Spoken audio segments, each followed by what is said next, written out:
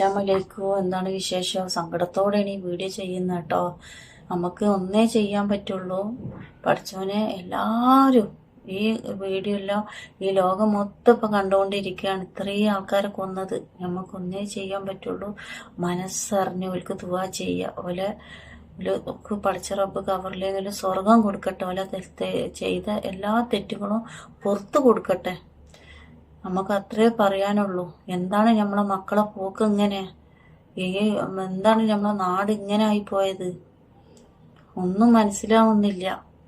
എന്തുകൊണ്ടാണ് ഈ മക്കൾക്ക് ഇപ്പൊ കൊല്ലാൻ വേണ്ടി വെറുപ്പില്ലാത്തത്, അറപ്പില്ലാത്തത്? പിന്നെ എന്താ പറയാ, വെറുപ്പും ഇല്ല, അറപ്പും ഇല്ല, സഹതാപവും ഇല്ല. എന്താണ് ഇങ്ങനെ? ഈ മക്കളെ പഠിപ്പിച്ചത് അതിനാണോ? വളർത്തിയത് അതിനാണോ? ഇതും 4-ാം മാസത്തിൽ എഴുതിയതാണോ?